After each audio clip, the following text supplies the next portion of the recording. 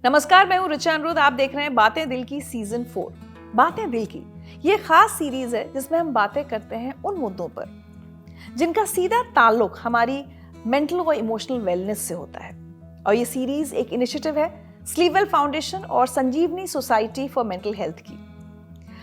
बहुत सारे ऐसे इंपॉर्टेंट इश्यूज पर हम बात करेंगे जो हम सब के लिए जानना समझना बहुत ज़रूरी है। और हर टॉपिक पर हमको गाइड करने के लिए, हमको एक क्लैरिटी देने के लिए हमारे साथ जुड़ेंगे संजीवनी सोसाइटी फॉर मेंटल हेल्थ के वॉलंटियर काउंसलर्स। तो आज का जो टॉपिक है वो है दबाव, प्रेशर। हम सब जीते हैं इसके साथ। कितना दबाव ठीक है और कितना दबाव हमारे लिए नुकसानदायक साबित हो सकता है, हमारी मेंटल हेल्थ पर असर डाल सकता है, कैसे हम बच सकते हैं, क्यों हम फंसते हैं उस दबाव में। इन सारे पहलुओं पर चर्चा करने के लिए आज मेरे साथ जुड़ रही हैं संजीवनी सोसाइटी फॉर मेंटल हेल्थ से वॉलंटियर काउंसलर वीना अग्रवाल। वीना जी, बहुत बहुत स्वागत है आपका इस खास सीरीज में। Thank you Richa. तो वीना जी, सबसे पहले तो मुझे लगता है हमें ये जानने की ज़रूरत है कि दबाव दरअसल होता क्या है।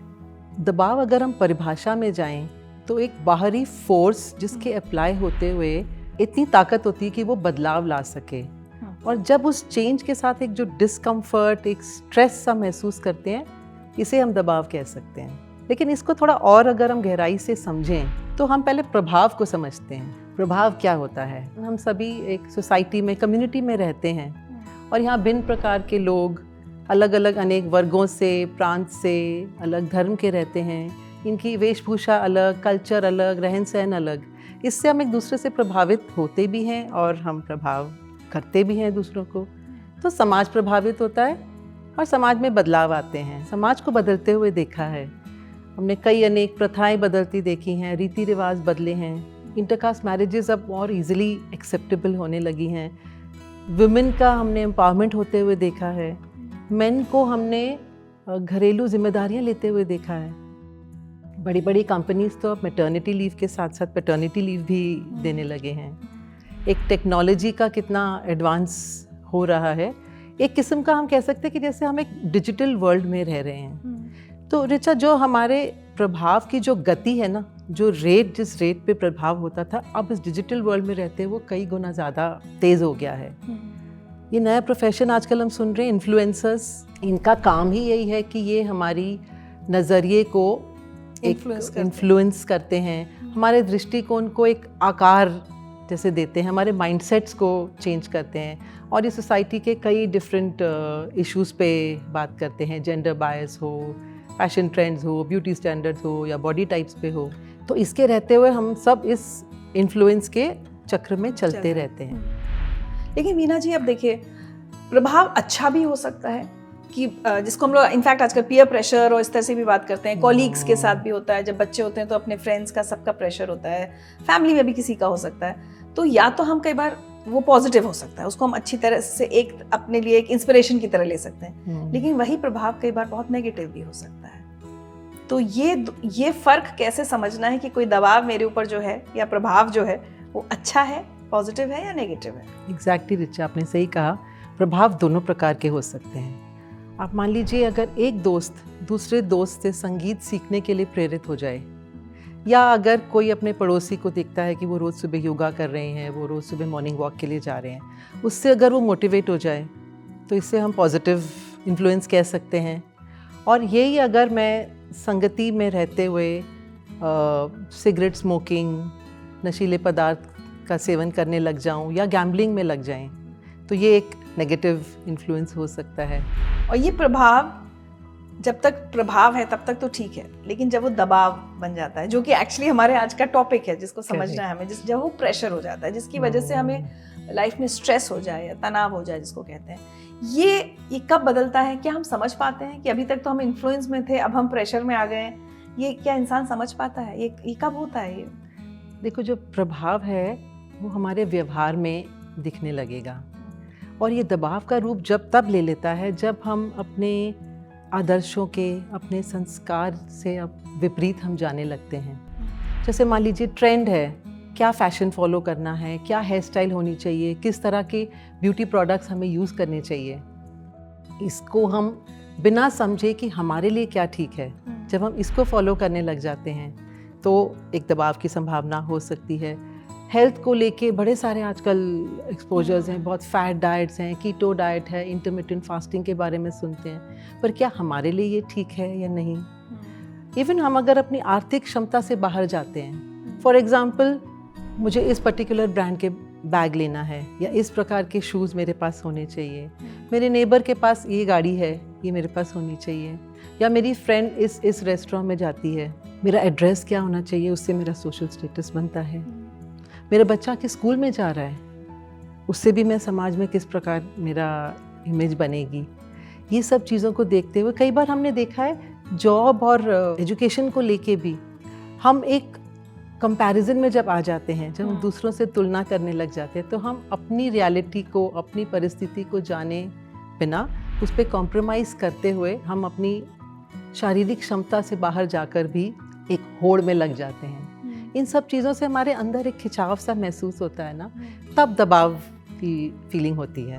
बट कई बार हम समझ ही नहीं पाते उस दबाव को ना, क्योंकि कई बार मुझे कई बार लगता है कि बहुत लोगों को मोटिवेट करने के लिए कि बहुत करना चाहिए, जो एक होता है ना बिल्कुल, उसमें ये भी किया जाता है कि भाई कंपटीशन नहीं होगा तो आप आगे कैसे बढ़ेंगे, अगर आप अपने लिए चैलेंजेस नहीं लेना चाहेंगे तो आगे कैसे बढ़ेंगे। तो हम फिर उस दौड़ में, एक जिसको रैट रेस कहते हैं, उसमें फंस जाते हैं।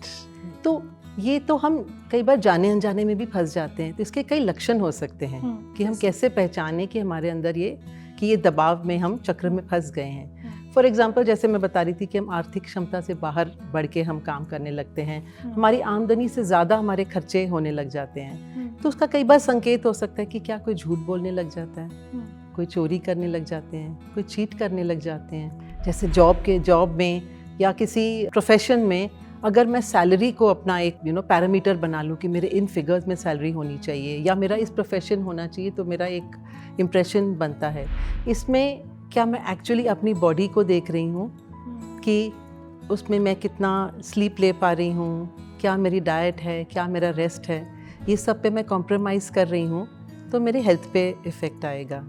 ये एक हाल ही से हम ये वर्ड सुन रहे हैं, मून लाइटिंग, जिसमें बहुत से लोग हम देख रहे हैं कि डबल जॉब्स करने लगे हैं ताकि उनकी आमदनी भी डबल हो जाए, क्योंकि खर्चों की तो कोई सीमा नहीं है, खर्चे पूरे नहीं होते।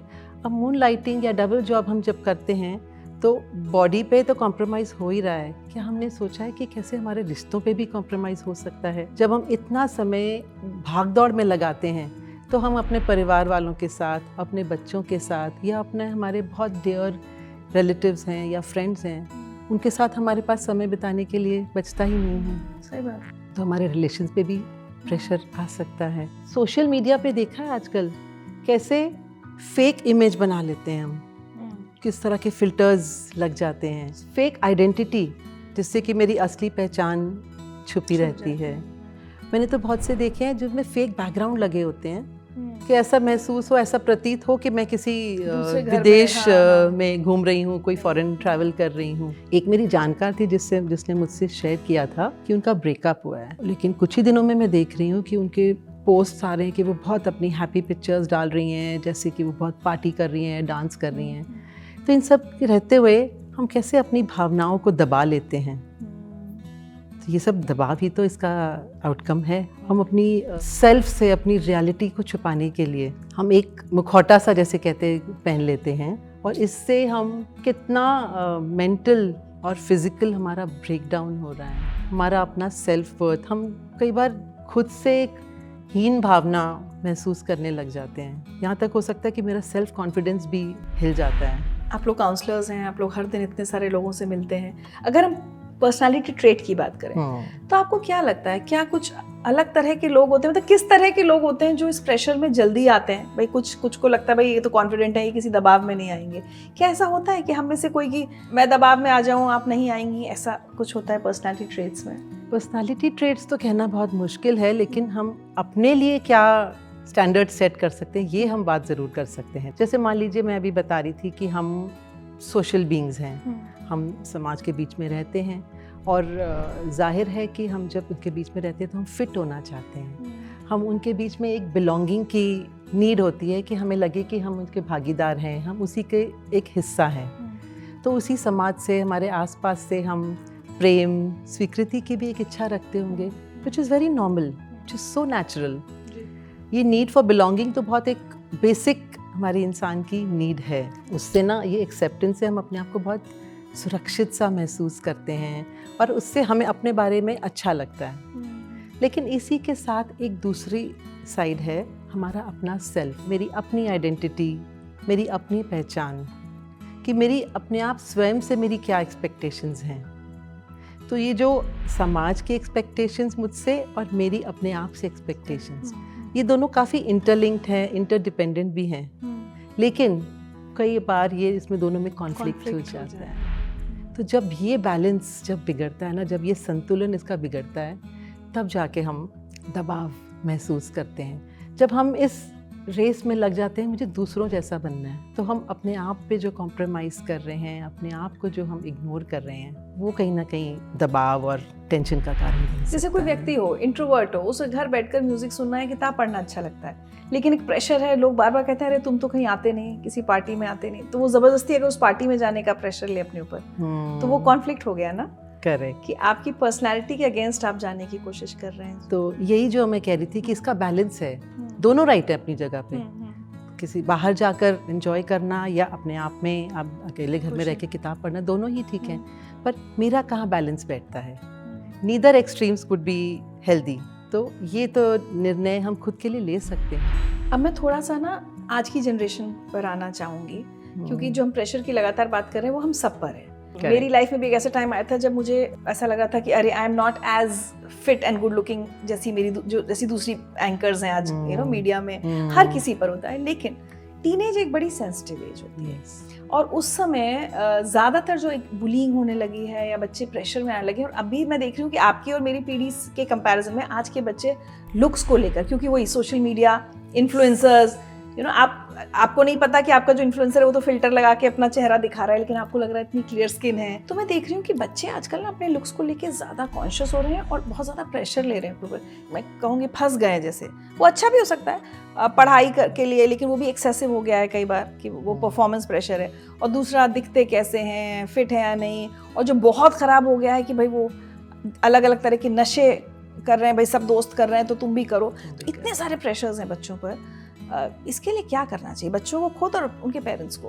अच्छा, आपने ये तो सही कहा कि आजकल के जो यूथ है या यंग बच्चे हैं, उनको इतना ज़्यादा एक्सपोजर है, उनके आसपास जो उनका वातावरण है उसमें हर तरह का स्टिमुलस है उनके लिए। तो इसमें से बच के रहना, इसमें से निकलना काफ़ी उनके लिए स्ट्रगल होता होगा, क्योंकि पीयर प्रेशर स्ट्रॉन्ग दबाव है और उनकी रियलिटी भी है। जैसे मैंने कहा कि फिट तो सभी होना चाहते हैं। इसमें एक रोल जो मैं समझती हूँ पेरेंट्स का इस तरह से हो सकता है कि पेरेंट्स अपने बच्चे को किस तरह का सपोर्ट देते हैं। एक है कि उनको हम समझें कि भाई हाँ, उनका प्रेशर रियल है, लेकिन साथ ही साथ दूसरा इम्पोर्टेंट पहलू ये भी है कि पेरेंट्स अपने खुद लाइफ में क्या प्रैक्टिस करते हैं, क्योंकि उससे भी बच्चे बहुत इन्फ्लुएंस हो रहे हैं और देख रहे हैं। कहते हैं बच्चे सिखाने से नहीं, आपको देखने से होते। तो एक तो बाहरी दुनिया हो गई जिसमें वो जूझ ही रहे हैं, फिर साथ ही साथ डिपेंड करता है कि वो घर में क्या देख रहे हैं। जैसे उनके पेरेंट्स हैं, वो क्या प्रैक्टिस करते हैं घर में, वो कितने इस रैट रेस में हैं, वो कितने इस ट्रेंड को फॉलो कर रहे हैं या अपने संस्कारों के दायरे में कहीं ना कहीं वो रह रहे हैं। तो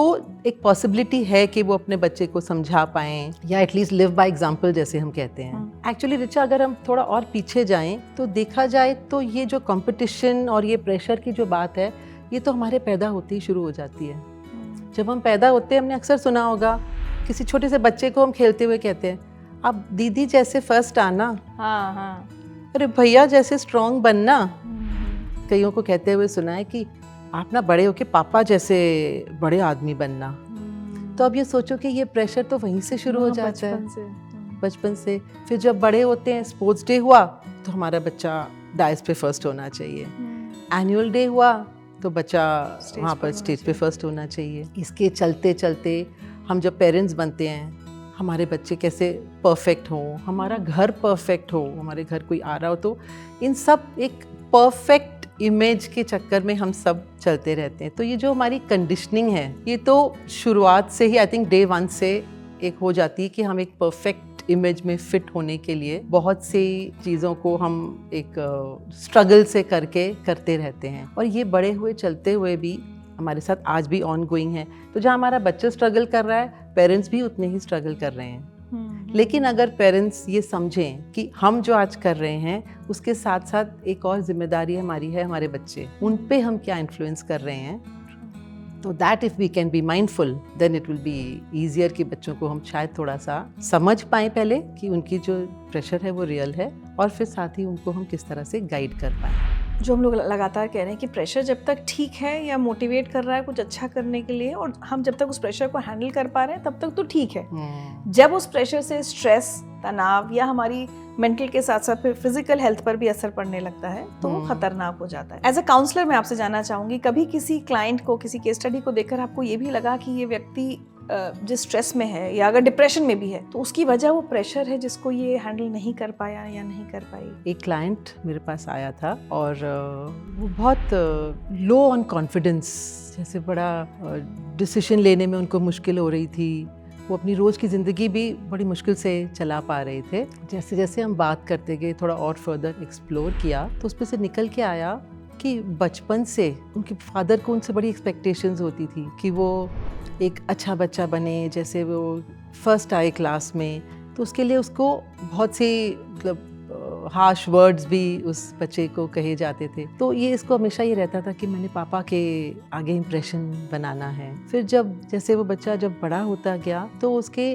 ब्रदर का एग्जाम्पल सामने आ गया कि ब्रदर बड़े अच्छे कॉलेज में उसने एडमिशन ले लिया है और इसका इंटरेस्ट नहीं था, ये ठीक ठाक था पढ़ाई में क्योंकि ये खेल में अच्छा था, लेकिन वो उससे एक एक्सपेक्टेशन कि मुझे भी अपने भाई की तरह मुझे एक अच्छा एजुकेशन लेनी है, अच्छी कॉलेज में जाना है। फिर जब उसकी शादी हुई तो उसकी वाइफ एक थोड़ी मॉडर्न अपने आप को जैसे समझती थी कि मैं बड़ी हैप हूँ, तो उसको लगता था कि मैं वाइफ की एक्सपेक्टेशंस पे नहीं पूरा आ रहा। उसको हमेशा ये एक ताना सा दिया जाता था कि तुम अच्छे नहीं कपड़े पहनते हो। तो ये जो क्लाइंट है जो मेरे पास आया था, ये हर समय इस रेस में या इस एक्सपेक्टेशन में घुलता गया कि सब मेरे से एक्सपेक्टेशन रखते हैं और मैं उस पर खरा नहीं उतर पा रहा। तो अपने आप में वो काफ़ी समक्ष था, अपने आप में वो काफ़ी कॉन्फिडेंट था, अपना काम ठीक कर रहा था और स्पोर्ट्स में बहुत अच्छा था, आर्टिस्ट भी था, पेंट भी करता था, लेकिन वो सारे उसकी क्वालिटीज़ को कहीं रिकग्निशन उसे लगा कि नहीं मिल रहा, क्योंकि उसके लिए इम्पोर्टेंट हो गया कि मुझे पापा की, भैया की, वाइफ की, इनकी नज़र में मुझे सफल होना है। तो ये जब हमारे पैरामीटर्स बन जाते हैं तो हम अपने आप के जो हमारा अपना कॉन्फिडेंस होता है ये कहीं ना कहीं लूज़ होने लग जाता है और हम एक जो लो सेल्फ वर्थ कहते हैं उसमें कहीं अटक जाते हैं। जो यंगस्टर्स हैं उनके केस में तो कई बार जब बहुत एक्सट्रीम स्टेज हो जाए, बहुत निराशा होने लगे, जब एक होपलेसनेस आने लगे, तो अनफॉर्चुनेटली खुद को नुकसान पहुंचाने की भी विचार आने लग जाते हैं। तो वो बहुत अनफॉर्चुनेट सिचुएशन होती है। कैसे बचें इस प्रेशर से और इस प्रेशर से होने वाले दिक्कतों से कि मेंटल हेल्थ इशू हो जाए, उससे पहले हमें कैसे बचना है? देखो, एक अपने प्रभाव की बात की और ये तो बहुत नेचुरल है और प्रभाव के साथ दबाव भी हम महसूस कर ही रहे हैं। एक तीसरी चीज़ होती है स्वभाव, हमारा अपना स्वभाव, मेरी अपनी सेल्फ, मेरी अपनी क्या पहचान है, मेरी अपनी क्या आइडेंटिटी है। अगर हम इसको पहचान लेते हैं तो हम हेल्पलेस नहीं हैं। हम जब अपनी संस्कारों को, अपने हम बिलीफ सिस्टम को, इसको अगर हम रिस्पेक्ट दे सकते हैं, इसके दायरे में अगर हम रह सकते हैं तो हम पावर फील कर सकते हैं, हम अपनी चॉइस उसके हिसाब से कर सकते हैं। जब मैं अपनी आर्थिक स्थिति को, अपनी बॉडी की एनर्जी को, अपनी कैपेसिटी को मैं समझती हूँ तो मैं हर वो काम अपने अनुसार करूँगी जो मुझे ठीक लगे, ना कि जो दूसरे या मेरे आसपास के लोग मुझे करने को कह रहे हैं या खुद कर रहे हैं। Even for that matter social media में there is nothing wrong in it, लेकिन सोशल मीडिया को कितना, उसका जो कंटेंट है कितना मुझे कंज्यूम करना है, क्या मुझे अपने लिए अपने बाउंड्रीज बनाने हैं, ये मैं खुद के लिए डिसाइड कर सकती हूँ। मैं अपने रिश्तों को चुन सकती हूँ, अपनी संगति को मैं चुन सकती हूँ, किस तरह के रिश्ते मैं बनाना चाहती हूँ, किस तरह के लोगों के बीच में मैं उठना बैठना चाहती हूँ, कौन मेरे भरोसे लायक हैं, किन से मुझे गाइडेंस मिलती है, किन से मुझे सपोर्ट मिलती है, ये मैं डिसाइड कर सकती हूँ। सो इसलिए कहते हैं इन्फ्लुएंस होना या इंस्पायर होना, ये दोनों ही पावर हमारे पास है। जैसे मैं अभी आपसे बात कर रही थी कि सोसाइटी की हमसे कुछ एक्सपेक्टेशंस होती हैं जिसको हम एक पैरामीटर्स बना लेते हैं। तो जब हम वो सामाजिक मापदंड के चलते चलते हम अपने लिए भी तो खुद अपने मापदंड बना सकते हैं, हम अपने स्टैंडर्ड्स अपने लिए बना सकते हैं, खुद को रिस्पेक्ट करते हुए खुद के लिए खड़े हो सकते हैं। ज़रूरी नहीं है कि हमें दूसरों के अनुसार ही बनना है। तो जो हम सेल्फ वर्थ कहते हैं, इसमें वर्ड ही वर्थ के आगे सेल्फ है। सेल्फ मतलब सेल्फ वर्थ, ये मेरी जिम्मेदारी है, ये मेरे अपने ऊपर निर्भर है। अच्छा वीना जी, इसमें देखिए अभी आपकी बात सुनते सुनते मुझे ख्याल आया कि हमेशा कह रहे हैं कि हमें दूसरों की बातों में नहीं आना है। कई बार हम वो दूसरे बन जाते हैं जो हम दूसरों को इन्फ्लुएंस करने की कोशिश करते हैं, या हम जाने अनजाने किसी की बॉडी शेमिंग कर देते हैं, या जाने अनजाने हम किसी के सामने अपने पैसे का या अपने होता है ना जो कुछ हमने किया अपनी परफॉर्मेंस को इतना दिखाते हैं कि सामने वाले को हम उस प्रेशर में डाल देते हैं। वो भी तो मुझे लगता है कहीं हमें ध्यान रखना चाहिए ना कि किसी और को हम वो तकलीफ ना दें। अगर हमारे अंदर ये आ जाए कि हमें माइंडफुल होना है तो हम कर सकते हैं, लेकिन इसके साथ दूसरी तरफ भी है कि हमारे आसपास क्या हो रहा है इसको तो हम नहीं कंट्रोल कर सकते। So end of the day it all comes to my own self कि मैं क्या अपने अंदर लेके जाती हूँ, मैं किस तरह का कंटेंट कंज्यूम करती हूँ और मैं कितना उसमें आना चाहती हूँ।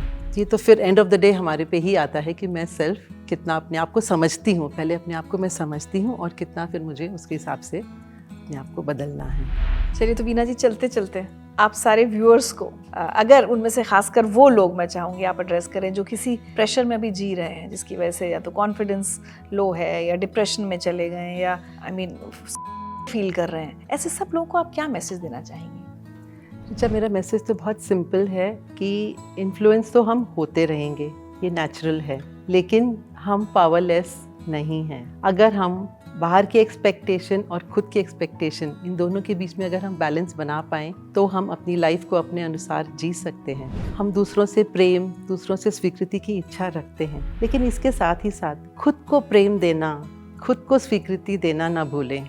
दूसरों को सम्मान करते करते खुद को भी उतना ही सम्मान दीजिए। बिल्कुल, और हम सबको मुझे लगता है ये याद रखने की ज़रूरत है कि हमारे आसपास जो भी लोग अच्छा कर रहे हैं, अच्छे काम कर रहे हैं या अच्छा जीवन जी रहे हैं, उनसे हम सब इंस्पिरेशन ले सकते हैं, उनकी तरह अच्छे काम करने की कोशिश कर सकते हैं। लेकिन हमारे आसपास जो भी गलत हो रहा है, नेगेटिव इन्फ्लुएंसेस हैं, उनके बहकावे में बिल्कुल नहीं आना चाहिए, वो प्रेशर अपने ऊपर नहीं लेना चाहिए। तो इंस्पायर ज़रूर होइए, इन्फ्लुएंस मत होइए, और खासकर उन चीज़ों से या उन लोगों से तो बिल्कुल इन्फ्लुएंस मत होइए जो कहीं ना कहीं आपको गलत रास्ते पर ले जा सकते हैं या आपकी मेंटल और इमोशनल वेलनेस पर बुरा असर डाल सकते हैं। Thank you so much Veena ji हमारे साथ जुड़ने के लिए। और पेरेंट्स को भी मुझे लगता है इन बातों का ध्यान रखना चाहिए कि अपने बच्चों को ज़रूरत से ज़्यादा प्रेशर में ना डालें। थोड़ा बहुत ठीक है उनको मोटिवेट करने के लिए, बट ज़्यादा हो जाता है तो नुकसान। किस प्रकार के रोल मॉडल हम बनते हैं पेरेंट्स के लिए बहुत ज़रूरी है कि अच्छे रोल मॉडल्स अपने बच्चों के लिए बने। Thank you so much. Thank you Richa. आप सबको थोड़ी क्लैरिटी मिली होगी दबाव को लेकर, प्रेशर को लेकर कि कैसे खुद उससे बचें। पेरेंट्स अपने बच्चों को उस प्रेशर में फंसने से बचाएं, उनके लिए अच्छे रोल मॉडल्स बने। और जहाँ तक बात है किसी से इंस्पायर होने की, बहुत अच्छी बात है, इंस्पिरेशन लीजिए, लेकिन इन्फ्लुएंस मत होइए। अपनी सेल्फ वर्थ हमेशा पहचान कर रखिए, आपकी जो अपनी पर्सनैलिटी है उसको पहचान के रखिए।